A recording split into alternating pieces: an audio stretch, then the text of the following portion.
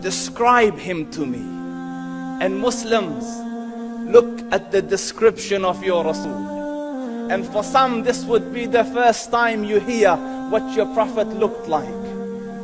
I saw a man of striking appearance. ظاهر الوضاء أبلج الوجه, radiant face, حسن الخلق, beautifully created. لم تعبه الثجلة, his belly wasn't protruding.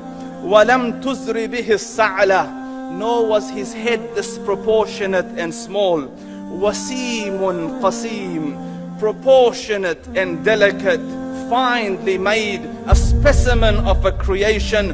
فِي عَيْنَيْهِ دَعَجْ, and his eyes there was a contrast.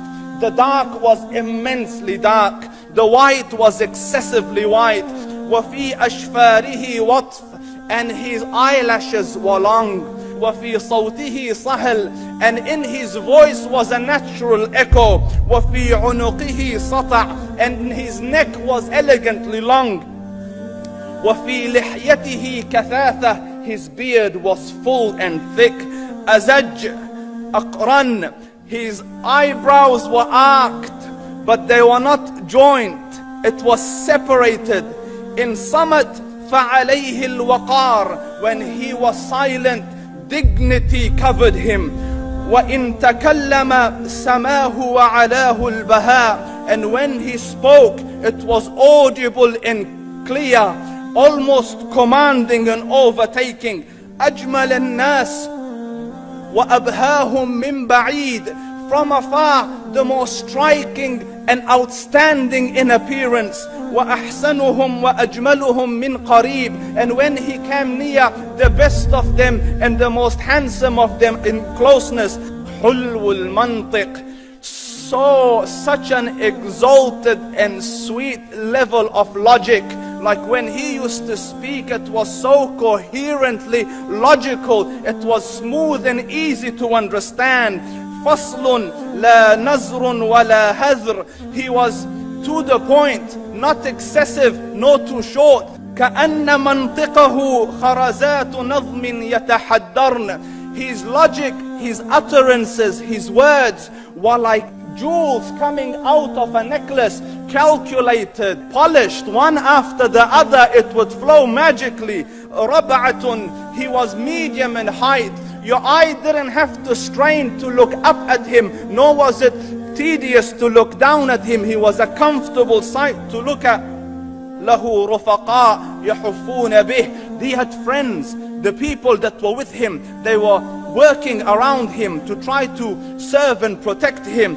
إِنْ قَالَ سَمِعُوا لِقَوْلِهِ, when he used to say something, they used to hearken to what he used to say. وَإِنْ أَمَرَ تَبَادَرُوا إِلَىٰ أَمْرِهِ, when he commanded, they used to compete to fulfill the command.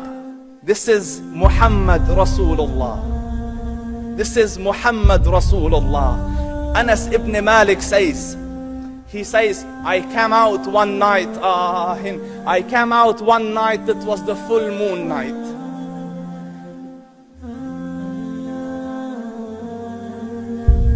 And I looked at the moon, and in the desert, understand, the moon is an awesome sight. It is smooth, it is radiant, it is clear, it is gentle compared to the scorching sun at which they are used to. So the moon was the epitome of beauty. So he says, I came out at a full moon night and I looked at the moon and I saw it beautiful, handsome. So I said, let me go see if the moon is more handsome or my Prophet is more handsome. Let me see if that is more beautiful or the Prophet is more beautiful. So I went and I saw him standing afar. So I looked at his face and I looked at the moon, and I looked at his face, and I looked at the moon, and I looked at his face, and I looked at the moon, and he said, Wallahi, he was more handsome than the moon in its entirety. That is just the look of your Rasul.